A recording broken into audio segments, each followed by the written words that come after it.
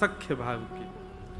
तो भगवान के सखा कौन है? श्री सुदामा जी महाराज। और सुदामा जी में 3 लक्षण विशेष हैं। विरक्त इंद्रियार्थेषु प्रशांतात्मा जितेंद्रिय। सबसे पहला विरक्त इंद्रिय, श्री सुदामा जी अपनी इंद्रियों से विरक्त हैं। और दूसरा लक्षण है प्रशांत आत्मा। इंद्रियों से विरक्त व्यक्ति का मतलब ठाकुर जी के सखा बनना हो तो इंद्रियों से विरक्त हो जाओ। इंद्रियों से विरक्त होने का मतलब इंद्रियां जो इच्छा प्रकट हो उनको तुरंत ना पूरा करने वाला, उसको विरक्त इंद्रिय कहते हैं। कुछ खावे की इच्छा हुई, कछु पहनवे की इच्छा हुई, आपने तुरंत पूरी कर ली तो आप इंद्रिय आसक्त हो जाओगे। इंद्रियों की जो इच्छाएं हैं उनको तुरंत पूरा ना करने वाले को विरक्त इंद्रिय कहते हैं, और वो ठाकुर जी का सखा होता है। जीव, अच्छा शास्त्रों में आज्ञा, भागवत जी में आज्ञा है, जितम सर्वम जिते रसे। सारी इंद्रियों को जीत जाओगे यदि आपने अपनी जीव को जीत लिया तो। बस इस जीव को जीत लो कैसे भी। और जीव को जीतवे के लिए क्या करें? इस जीव से खूब भगवत नाम गाओ, खूब भगवत रस गाओ, और भगवत रस भगवत नाम के अलावा ज्यादा से ज्यादा मौन रहो। भगवत चर्चा से अतिरिक्त कोई और चर्चा मत करो। और अगर आपकी बहुत बोलने की अवस्था है, बहुत बोलना ही चाहते हो, तो फिर संतों के बीच में रहो, सत्संगियों के बीच में रहो, क्योंकि वहां संसारी बात करोगे नहीं, वहां बोलोगे तो हरि चर्चा ही बोलोगे। उससे जीव जो है हमारी ये आसक्त होगी, ये कंट्रोल में आएगी, और ये कंट्रोल होगी तो सारी इंद्रियां अपने आप कंट्रोल हो जाएंगी। जितम सर्वम जिते रसे। तो सबसे पहला लक्षण ठाकुर जी के सखा में क्या होना चाहिए? अपनी इंद्रियों को जीते। दूसरा प्रशांत आत्मा, अत्यंत शांत रहता हो, ज्यादा बहुजल्पिक ना हो। बहुत बोलने वाला व्यक्ति ठाकुर जी को प्रिय नहीं है। और तीसरा जितेंद्रिय, अपनी इंद्रियों को केवल भगवत संबंधी वस्तु देता हो, उसके अतिरिक्त कुछ भी ना देता हो। जिह्वा को भी वही रस देना है जो ठाकुर जी को स्वीकार, ठाकुर जी को पधराया जा चुका है। नेत्रों से भी उसी को देखना है जो भगवत संबंधी है। कानों से भी वही सुनना है जो भगवत वार्ता युक्त है। इसके अतिरिक्त अपनी इंद्रियों को भगवत संबंध ना हो जिस वस्तु का, उसको न प्रदान करना, यह जितेंद्रिय व्यक्ति का लक्षण है। चाहे जो हो जाए, हम उस वस्तु को स्वीकार नहीं करेंगे जिससे ठाकुर जी प्रसन्न नहीं हो रहे, या ठाकुर जी को जो अंगीकार ना कर पाए, ठाकुर जी ने जिसको अंगीकार ना किया हो। वस्त्र भी ऐसे पहनो जैसे आप श्याम सुंदर के लगो। स्वरूप भी ऐसा बनाओ, बाल भी ऐसे काटो, आप देखवे में कोई संसारी ना लगो। एक बात बताएं, बुरा मत मानियो, दिल्ली वाले अलग ही पता चल जाएं दिल्ली के हैं, बंबई वाले अलग ही पता चल जाएं बंबई के हैं, और वृंदावन वाले अलग ही पता चल जाएं वृंदावन के हैं। ठाकुर जी के अलग ही पता चल जाए ये ठाकुर जी को होगा। वाक्य आचार विचार चलन चाल वाणी स्वभाव सब में दिखेगा कि वो ठाकुर जी का। अरे कहा बताएं, वो कुछ ना बोले, केवल नेत्रों से इशारा करे ना, उस इशारे से पता चल जाती है ठाकुर जी का है। वाकई हेयर स्टाइल थी पता चल जाए ठाकुर जी को है। कहां बताएं, ब्रज में भी नंदगाम को है कि बरसाने को है कि वृंदावन को है कि गोवर्धन को, ये भी वाकई बोली चाली थी पता चल जाए वहां को होगा। सीधी बात, आपके आहार विहार, आपके आचार विचार स्वभाव सब में ये छलके कि आप ठाकुर जी के हो, उससे पता चल जाए, किसी को बताने की आवश्यकता ना पड़े कि आप ठाकुर जी के हो।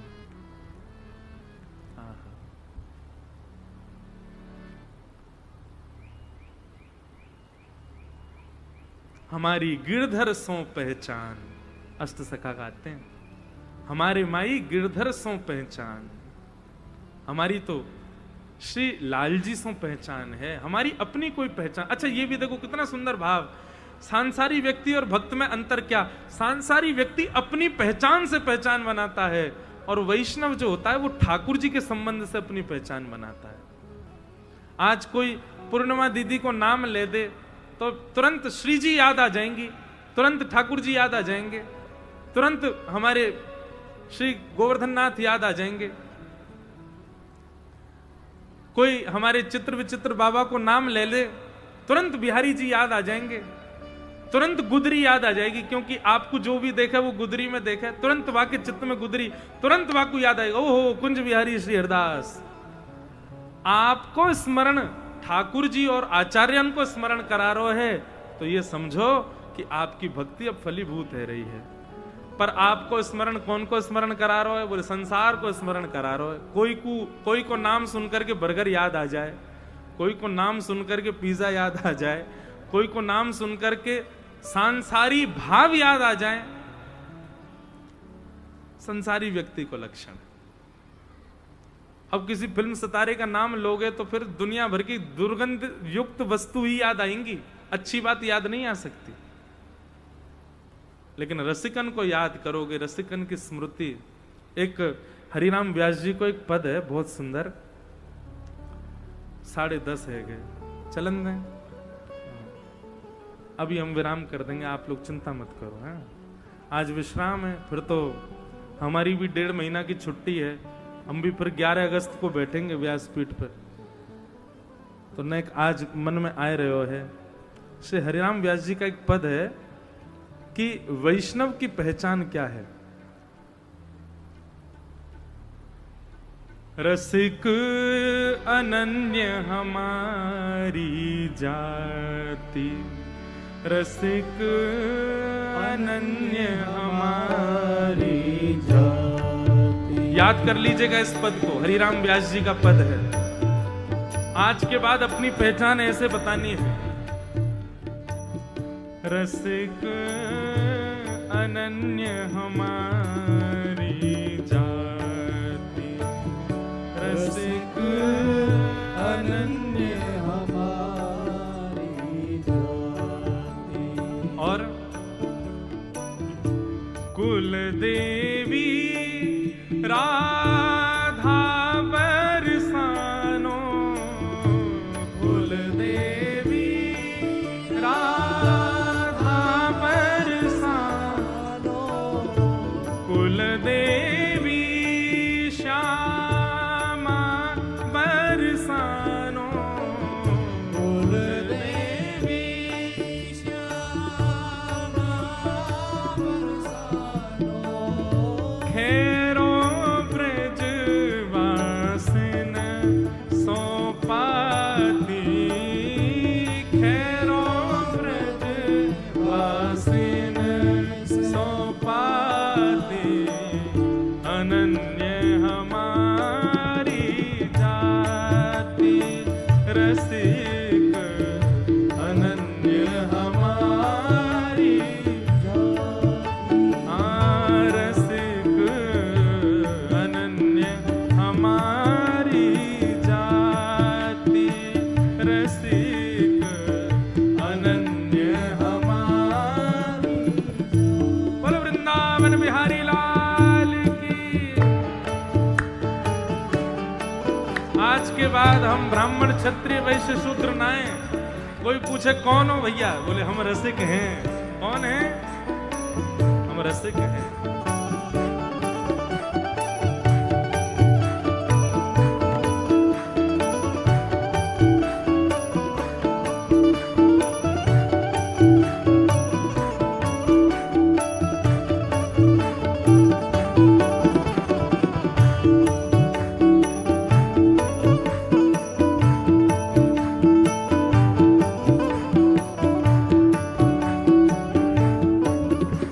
और कितना सुंदर भाव, गोत्र गोपाल जनेऊ माला, गोत्र गोपाल जनेऊ माला, गोत्र गोपाल जनेऊ माला, गोत्र गोपाल जनेऊ माला। शिख शिखंडी हरि मंदिर भाल,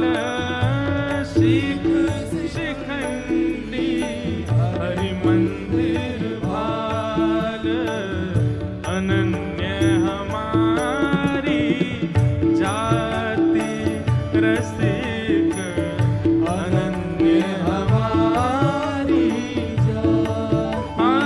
रसिक अनन्य हमारी जाति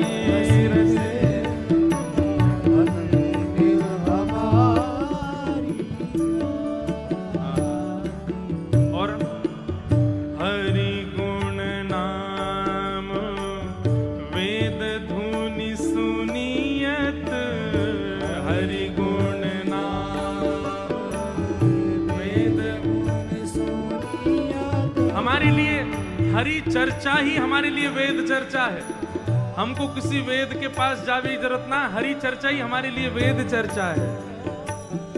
हरि गुण नाम वेद धुनि चर्चा हरि गुण नाम वेद धुनि चर्चा मूंज पखावज कुश करताला मूंज पखावज कुश करता।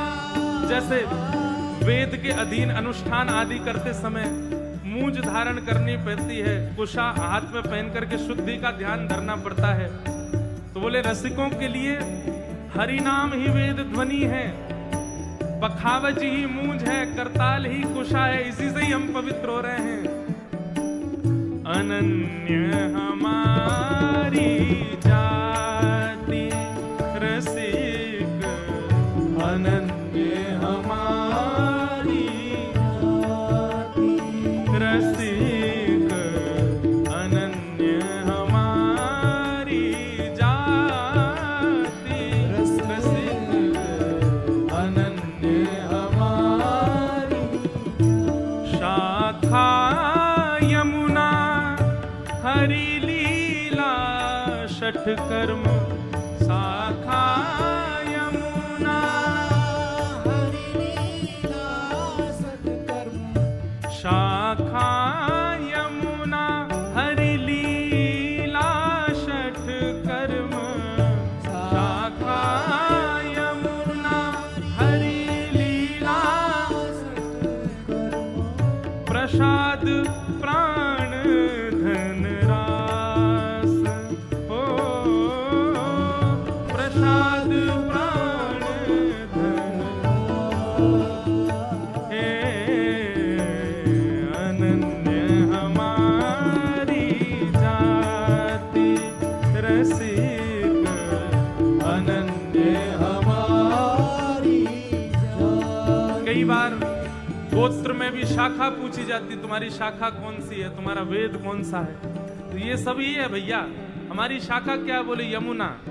तुम्हारे 6 कर्म कौन से हैं, बोले हरि लीला ही हमारी 6 कर्म हैं। बोले तुम्हारा प्राण कहाँ है, कहाँ बसते हैं तुम्हारे प्राण। प्राण हमारा वहाँ बसत है प्राण हमारा वहाँ बसत। मीराबाई कह रही हैं यहाँ तो खाली हो यहाँ तो खाली हो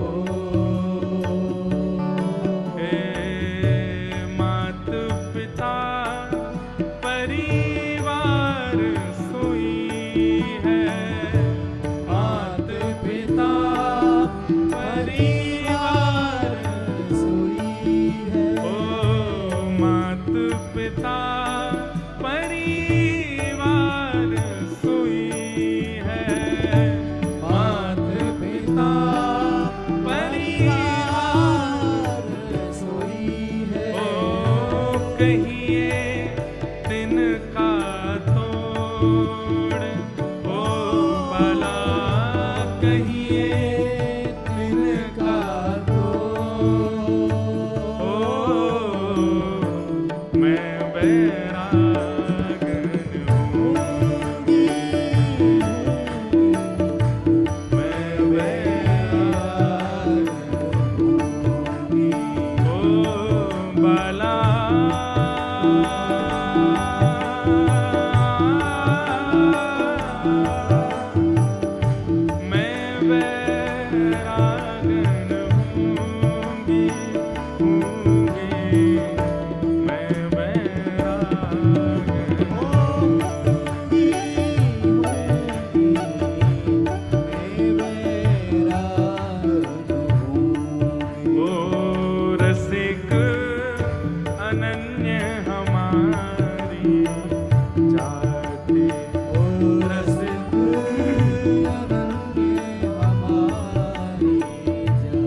क्या कह रहे हैं श्री व्यास जी? सेवा विधि निषेध जड़ संगति, सेवा विधि निषेध जड़ संगति, वृत्ति सदा वृंदावन वासी, वृत्ति सदा वृंदावन वासी, स्मृति भागवत कृष्ण नाम संध्या, स्मृति भागवत कृष्ण नाम संध्या, हे स्मृति भागवत कृष्ण नाम संध्या, स्मृति भागवत कृष्ण नाम संध्या, तर्पण गायत्री जाप, ओ तर्पण गायत्री। अब यहाँ हमने गाया है कृष्ण नाम संध्या, पर व्यास जी क्या कहना चाह रहे हैं? हमारी संध्या, हमारा तर्पण, हमारा गायत्री जप सब क्या है? बोले कृष्ण नाम। हम तो कृष्ण नाम ही जपते हैं, उसी में हमारी संध्या हो जाती है, उसी में तर्पण हो जाता है, उसी में गायत्री जाप हो जाता है। गायत्री जाप की अपनी अपनी महिमा है, पर रसिक जन ऐसा कह रहे हैं कि हमारा तो कृष्ण नाम में ही गायत्री है। अनन्य हमारी जाति रसिक, अनन्य हमारी जाति, वंशी ऋषि जजमान कल्प तरु, वंशी ऋषि। किस ऋषि की संतान है आप? श्री हरिराम व्यास जी की दीक्षा पूज्य श्री हमारे हितरवंश महाप्रभु से हुई है। इसलिए अब पूछ रहा है कोई कि भाई तुम्हारे ऋषि कौन है, किस ऋषि परंपरा में हो? तो व्यास जी कह रहे हैं वंशी ऋषि यजमान कल्प तरु, वंशी ऋषि। कितनी बड़ी बात है। देखो यजमान किसको कहते हैं? यजमान उसको कहते हैं जो दक्षिणा देवे। हरिराम व्यास जी कह रहे हैं तुम्हारा यजमान कौन है? बोले हमारा यजमान तो कल्प तरु है, जो हम कल्पना करते हैं सो दे देता है हमको। वंशी ऋषि जजमान कल्प तरु, वंशी ऋषि जजमान कल्प तरु, व्यास न देत आशीष शराब, व्यास न देत आशीष शराब, हे कुल देवी राधा बरसानो, कुल देवी राधा बरसानो, हे खेरो ब्रज वासिन सौपाती, रसिक अनन्य हमारी जाति, रसिक अनन्य हमारी जाति, रसिक अनन्य हमारी जाति, रसिक अनन्य हमारी, रसिक अनन्य हमारी, रसिक अनन्य हमारी जाति। बोले रसिक जनन की, रसिक जनन्य हमारी जाति। वाह, आई जय हो। बोलो लाला के बाबा की, बाबा के लाला की, लाला बाबा दोनों की, लाला के सखा की, सखा के लाला की। अरे ऐसे जयकाई को बोल रहे हो, न जोड़ते बोलो लाला सखा दोनों की जय हो। परम सौभाग्य आज कथा में हमारे लाला के सखा हैं, तो हमारी भी सखा पर अग्रज भ्राता रूप में पूज्य श्री राधा कृष्ण जी महाराज पधारे हैं। आपको बारंबार प्रणाम।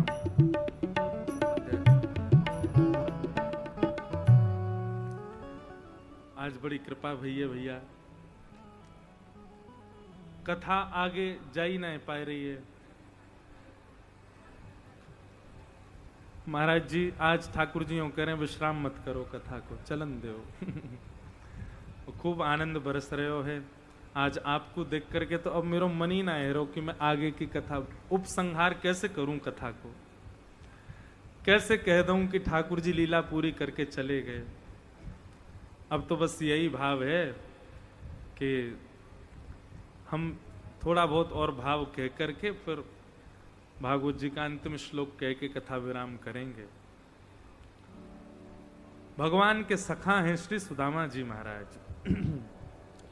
सुदामा जी के 3 गुण बताए हैं। विरक्त इंद्रियार्थेषु प्रशांतात्मा जितेंद्रिय। अच्छा बंधुओं एक बात कहें, पर सब में तो नहीं, लेकिन हमारे ब्रज के कई रसिक जनों में आप ये तीनों लक्षण देख लोगे। सबसे पहला विरक्त इंद्रिय, इंद्रियों से विरक्ति। दूसरा प्रशांत, बहुत शांत, कम बोलने वाले। और तीसरा जितेंद्रिय, अपनी इंद्रियों को जिन्होंने ठाकुर जी को अर्पित कर रखा वो जितेंद्रिय। इंद्रियां वही रस लेती हैं जो ठाकुर जी से संबंध बनाए हो। हमारे स्वामी श्री हरदास जी महाराज, तीनों लक्षण आपको उनमें दिखेंगे। हमारे श्री सूरदास जी, आदि आदि सब रसिक जनों को आप दर्शन करो, सब में आपको यह तीनों लक्षण मिलेंगे। मतलब भगवत प्राप्ति के लिए 3 लक्षण हम में होने अति अनिवार्य हैं। ठाकुर जी के सखा श्री सुदामा जी में तीनों लक्षण।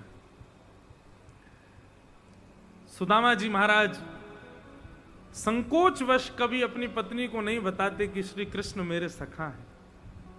और संकोच किस बात का होता है कि कहीं यदि मैंने ये बता दिया कि वो मेरे सखा हैं तो ये पीछे ना पड़ जाएं कि हमारी ऐसी दीन स्थिति है, आप द्वारिकाधीश के पास जाओ और जाकर के उनसे निवेदन करो कि वो आपको कुछ दे दें।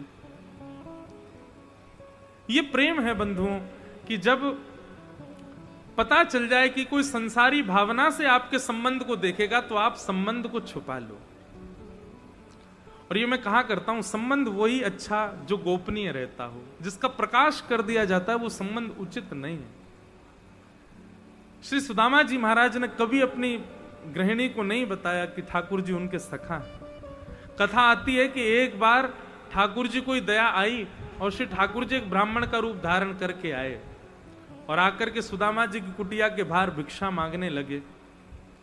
तो सुदामा जी की पत्नी जैसे ही भिक्षाटन करते ब्राह्मण को देखती हैं तो कहती हैं, बाबा आप गलत आ गए हो, हमारे घर से तो आपको कभी भिक्षा प्राप्त हो ही नहीं सकती।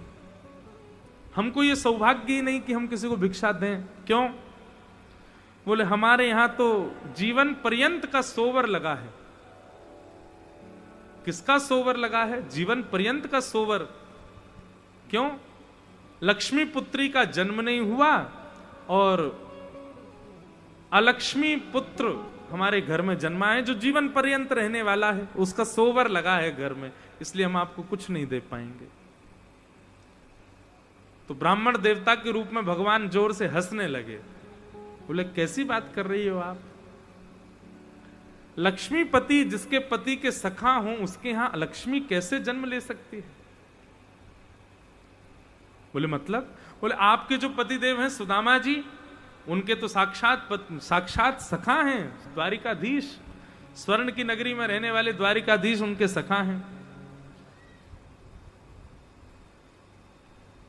बोले आपको शायद किसी ने गलत बताया है, मेरे पति के नहीं होंगे, क्योंकि द्वारिकाधीश जिसके सखा होंगे उसकी स्थिति ऐसी थोड़ी होगी। बोले इसीलिए तो मैं आश्चर्य कर रहा हूं, तुम्हारे पति के सखा तो द्वारिकाधीश हैं, क्या उन्होंने कभी बताया नहीं तुम्हें? सुशीला बोली नहीं, कभी नहीं बताया। बोले आप एक काम करना, भीतर अपने पति से जाके अचानक पूछना कि द्वारिकाधीश आपके कौन हैं। यदि वो अपनी स्थिति से थोड़े विलग दिखाई दें तो समझ जाना उन्होंने छुपाया आपसे। सुशीला ने जाकर के सुदामा जी से कहा द्वारिकाधीश आपके कौन हैं। ये सुनते ही सुदामा जी तो विचलित से हो गए, थोड़ी वाणी लड़खड़ाने लगी। नहीं नहीं, कौन द्वारिकाधीश? हमारे सबके भगवान है तो मेरे भी भगवान है। देवी कैसी बात करती हो, सबके भगवान तो मेरे भी भगवान, और क्या संबंध होगा?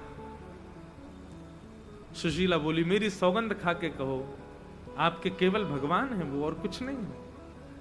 तब आज सुदामा जी महाराज ने प्रथम बार प्रकाश किया कि ठाकुर जी मेरे सखा हैं। देवी तुम कहीं मेरे पीछे ना पड़ जाओ, उनसे कुछ मांगने की याचना की मुझसे बात ना कहो, इसलिए मैं कभी नहीं प्रकाश करता था। आज पत्नी ने कहा कुछ मांगने मत जाओ, लेकिन एक बार अपने सखा से मिलने तो चले जाओ। बोले मैं इसलिए मिलने नहीं जाता कि कहीं मेरी स्थिति देख करके वो ये ना सोचे कि कुछ मांगने आया है। और अयम ही परमो लाभो उत्तम श्लोक दर्शनम, मेरा परम लाभ यह है कि मैं रोज नेत्र बंद करके श्याम सुंदर का यही दर्शन कर लेता हूं। उनके समीप जाने की आवश्यकता थोड़ी है, वो नित्य मुझे दर्शन देते हैं। पर कथा सबको पता है, प्रसिद्ध है। पत्नी ने सौगंध दे करके सुदामा जी को 4 घर के चावल ला करके पोटली बना करके दे दी, कहा जाओ ठाकुर जी को दे करके आओ। सुदामा जी गए, भटकते भटकते बहुत दिनान में पहुंचे। ठाकुर जी को जैसी पता चली सुदामा जी आए हैं, अपनी स्थिति भूल करके ठाकुर जी दौड़ करके आए, सुदामा जी को भवन में ले गए। ये द्वारिकाधीश ही कर सकते हैं।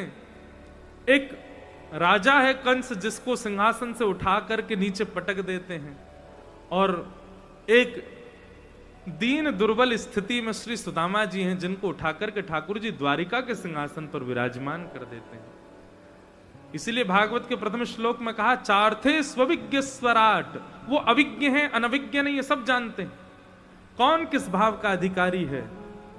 ठाकुर जी ने द्वारिका के सिंहासन पर सुदामा जी को विराजमान किया।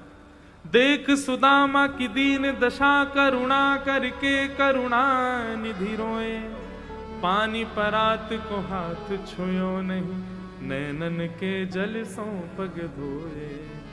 ठाकुर जी ने सुदामा जी के चरणार विंदों की ओर देख करके करुणा में भर करके नेत्रों से अश्रुपात करने लगे, और उसी से ही सुदामा जी के चरण धो दिए। रुक्मणी जी को आज्ञा की जाओ पूरी द्वारिका में इसका छिड़काव कर दो। सुदामा जी महाराज मधुर मिलन हुआ भगवान से। सुदामा जी लौट करके गए, ठाकुर जी ने उनको इंद्र से भी ज्यादा संपदा प्रदान कर दी। सुदामा जी ने संपदा को अस्वीकार किया, और सुदामा जी कहते हैं बोले लाला बहुत व्यवस्था में ना भजन ना है पाए। 2 काम ऐसे हैं जो व्यवस्था ज्यादा कर दोगे तो नहीं बनेगा, एक तो अध्ययन और दूसरा ठाकुर जी का भजन।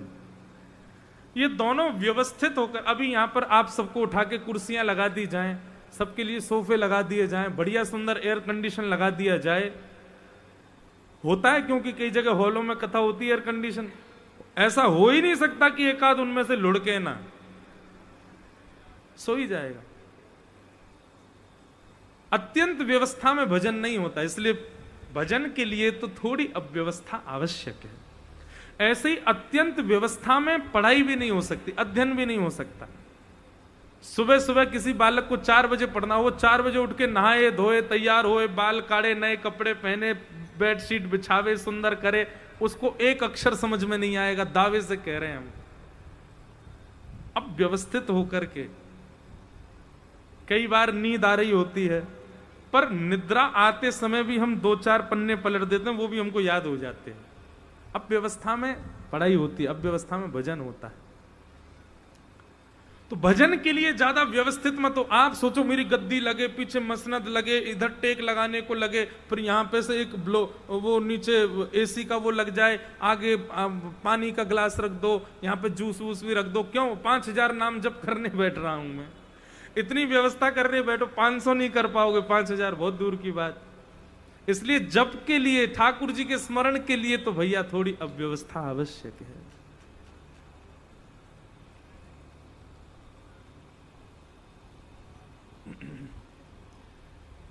किसी वैष्णव ने परम सुख संपदा में, परम आनंद में और महाराज सब तरीके की व्यवस्थाओं में ठाकुर जी को रह करके पाया हो, ऐसा सुनाई तो नहीं देता। हाँ, मीराबाई के पास सब कुछ था, पर सब कुछ होते हुए भी किसी को अपने सिर पर हावी नहीं होने दिया। राजघर की पुत्री होकर के और राजघर में ब्याते हुए भी, कहो तो कुसुमल साड़ी रंगावा, कहो तो भगवा भेष, कहो तो मोतियन मांग भरावा, कहो छिटकावा केश बाला, मैं बैरागन होंगी। जिन भेषा मारो सावरो रीझ, जिन भेषा मेरो गिरधर रीझ, मैं सो ही भेष धरूंगी, हो बाला मैं बैरागन। क्या कोई संपदा की कमी है मीराबाई के पास?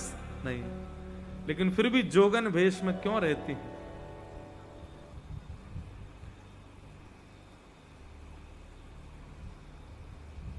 नंद नंदन पिया कपट जो कीनो, नंद नंदन पिया कपट जो कीनो, निकल गयो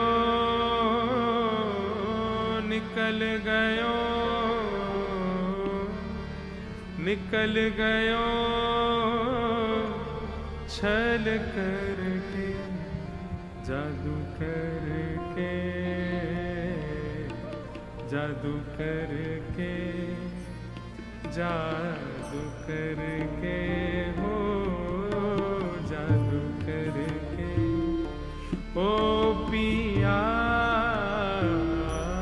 कित गयो जादू करके, जादू करके, जादू करके, ओ पिया कित गयो जादू करके। मैं बार बार सोचूं कि मुझे मीराबाई क्यों याद आ रही हैं। अभी हरिराम व्यास जी का पद चल रहा था, वहां ताल भी नहीं थी, वहां स्वर भी नहीं था, फिर भी बाई जी का पद याद आ गया, बीच में गा दिया।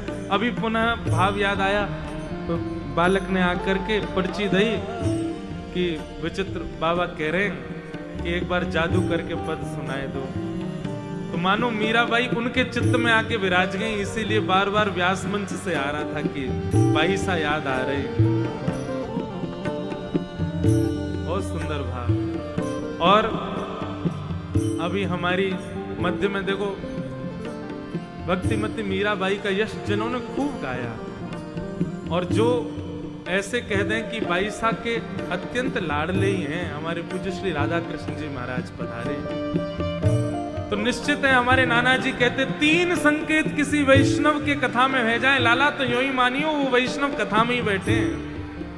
तो आज निश्चित ही कथा की विश्रांति है, भक्तिमती मीराबाई आई होंगी, यहीं विराज रही होंगी। उन्हीं को स्मरण करके, ठाकुर जी को स्मरण करके सब लोग गाओ। जादू करके,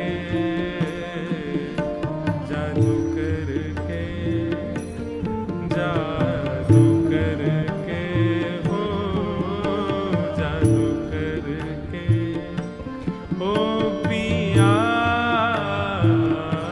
कित गयो जादू करके, जादू करके, जादू करके, ओ पिया कित गयो जादू करके, ओ नंद नंदन पिया कपट जो कीनो, नंद नंदन पिया कपट जो कीनो, नंद नंदन कपट जो कीनो नंद नंदन पिया कपट जो कीनो निकल गयो निकल गयो निकल गयो छल करके जादू करके जादू करके जादू करके हो जादू करके हो पिया कित गयो जादू करके जादू करके जादू करके हो जादू करके ओ पिया कित गयो जादू ओ मोर मुकुट पीतांबर सोहे ओ मोर मुकुट पीतांबर मोर मुकुट पीतांबर सोहे मोर मुकुट पीतांबर सोहे मोर मुकुट पीतांबर सोहे कबहु न मिले कबहु न मिले कबहु न मिले अंग भर के जादू करके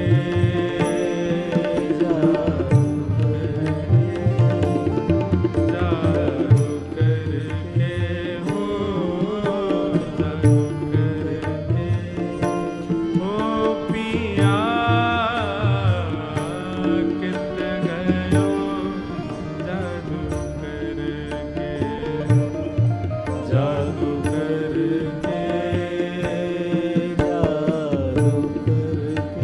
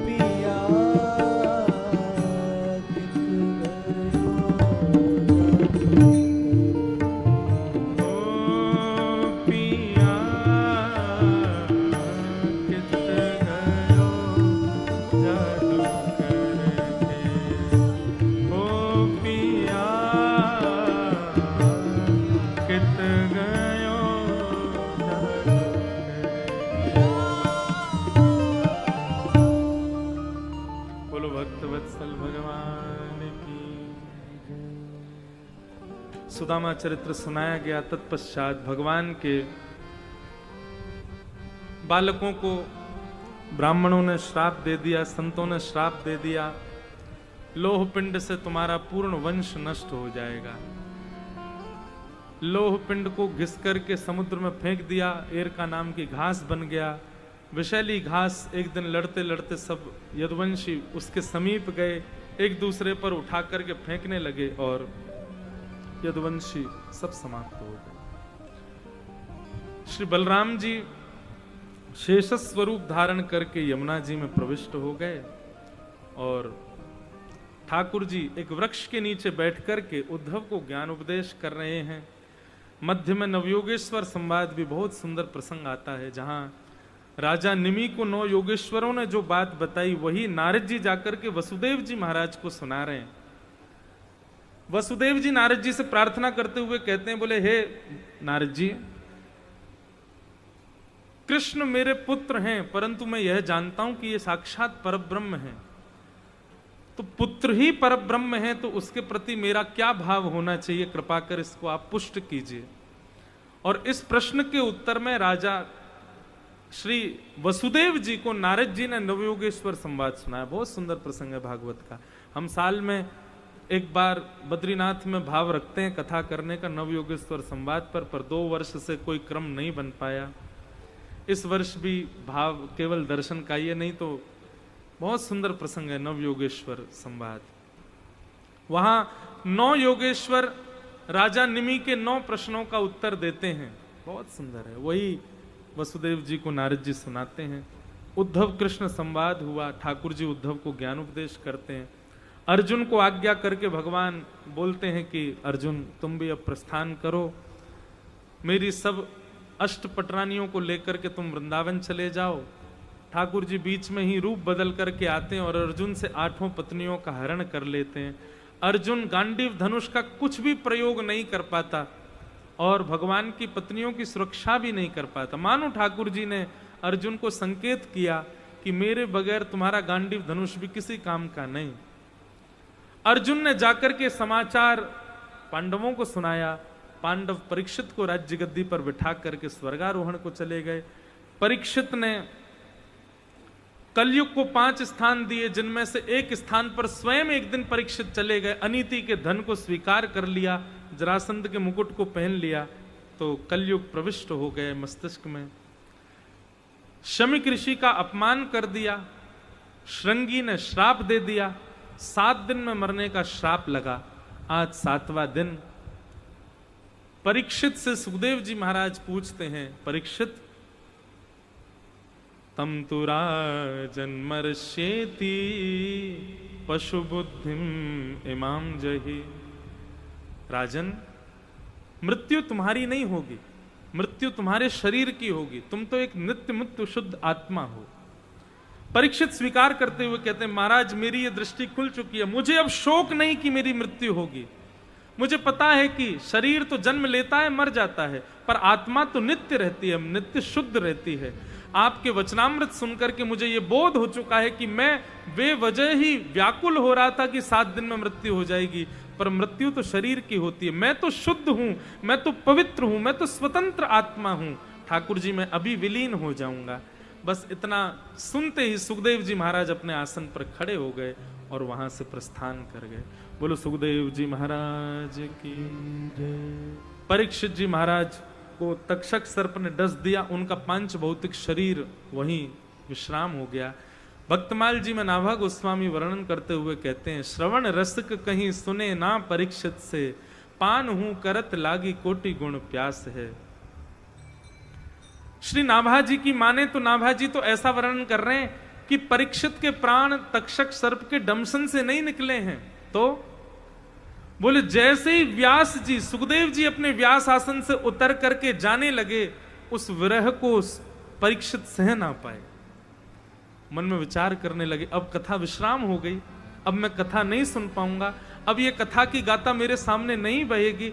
इस विरह में परीक्षित के प्राण निकल गए कि अब कथा नहीं तो मैं जीवित कैसे रह सकता हूं। कथा विश्राम होती परीक्षित के प्राण निकल गए। तक्षक सर्प ने तो आकर के परीक्षित के पांच भौतिक शरीर को डसा है, प्राण तो कथा के साथ ही परीक्षित के चले गए। बोलो भक्त वत्सल भगवान की। मार्कंडेय ऋषि को भगवान ने प्रलयकालीन समुद्र में दर्शन कराया, आदि आदि भाव सब सुनाए गए, सबको हम प्रणाम करते हैं। परीक्षित जी सदगति को प्राप्त हो गए, भगवत धाम को प्रस्थान कर गए।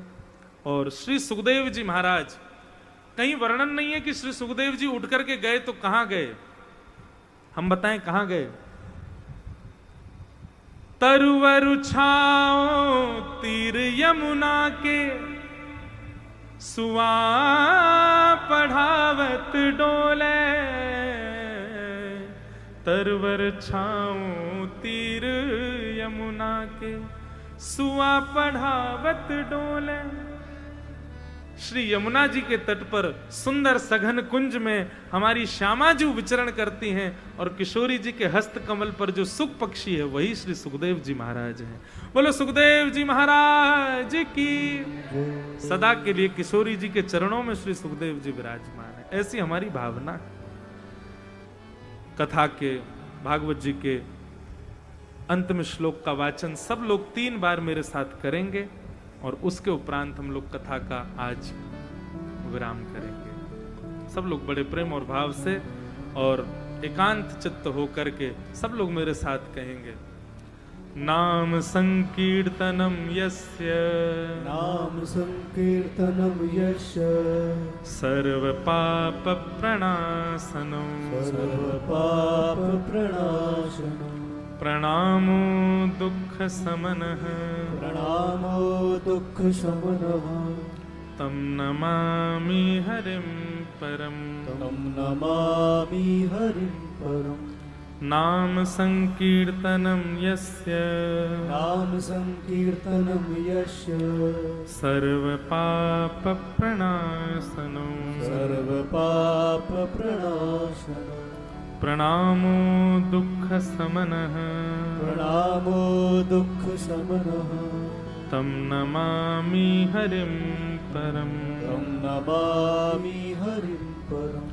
नाम संकीर्तनम यस्य, नाम संकीर्तनम यस्य, सर्व पाप प्रणाशनो, सर्व पाप प्रणाशनम, प्रणामो दुख समनः, प्रणामो दुख शमनः, तम नमामि हरिं परम। तम नमामि हरिं परम। जय जय श्री राम, जय जय श्री राम, जय जय श्री राम। श्री गोवर्धन नाथ की, गिरिराज धरण की, श्याम सुंदर श्री यमुने महारानी की, 84 कोस ब्रजमंडल धाम की, सब संतन की, सब भक्तन की, सब विप्रन की, समस्त ब्रजवासीन की, अनन्य निपति रसिक स्वामी श्री हरदास जी महाराज की, कुंज बिहारी लाल की, कुंज बिहारी श्री रसिक बिहारी लाल की, पूछरी के लौठा की, प्यारे क्या बात है बंसी वारे, शाबाश है।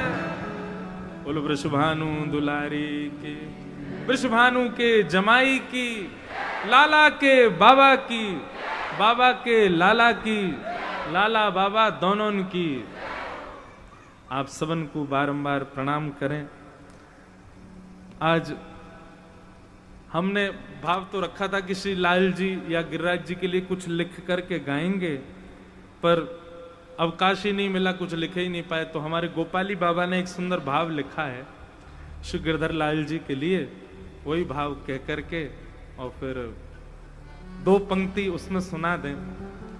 वैसे लिखा तो बहुत बड़ा है, पूरा विस्तार से तुम बाद में गाएंगे, पर 2 पंक्ति उसकी सुना देते हैं। गिरधर लाल तेरे लाड लढ़ाऊं, गिरधर लाल तेरे लाड, गिरधर लाल तेरे लाड गिरधर लाल तेरे लाड लड़ा। हे हृदय कुंज तेरा, हृदय कुंज तेरा, हृदय कुंज तेरा, हृदय कुंज तेरा, मंदिर बना गिरधर लाल तेरे लाड लड़ा। गिरधर लाल तेरा लाड लड़ा। हे वास करो श्री जी संग प्यारे, निरखून जारे सदा ही तुम्हारे। वास करो श्री जी संग प्यारे, निरखून जारे सदा ही तुम्हारे। भाव विभोर हो, भाव विभोर हो, भाव विभोर हो, भाव विभोर हो, रस जस गाऊं गिरधर लाल तेरो लाड लड़ा। गिरधर लाल तेरो लाड लड़ा।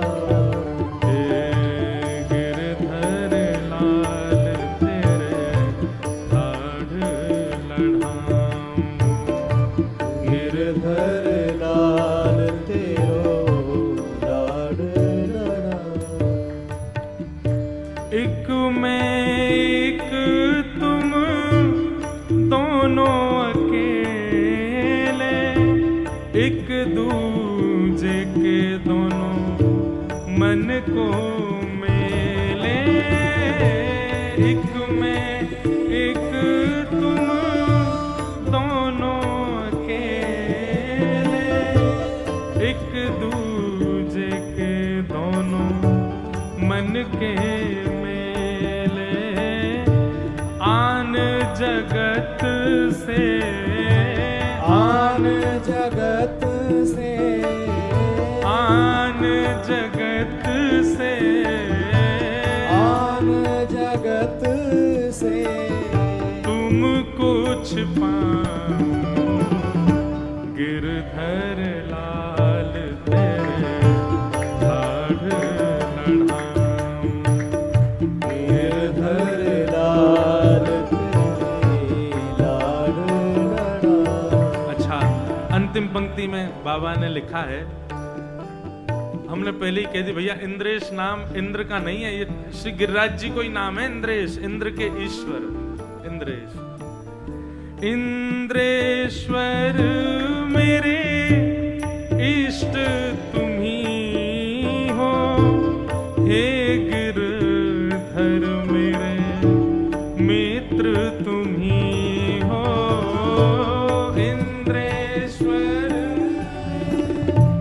इष्ट तुम्ही हो, हे गिरधर मेरे मित्र तुम्ही हो। हाँ, गोपाली रस काना, गोपाली रस का, गोपाली रस खाना। गोपाली रस का। किस रस का? ये जो 7 दिन ने हमने रस यहाँ प्राप्त किया है, श्री राधा रसिक बिहारी जी के चरणों में, श्री गिरिराज जी की तलेटी में जो रस हमने प्राप्त किया है, इस रस के प्रति भाव। गोपाली रस काना, गोपाली रस का। रस विश्राम गिरधर लाल तेरे लाड लड़ा। गिरधर लाल तेरे लाड लड़ा। हे गिरधर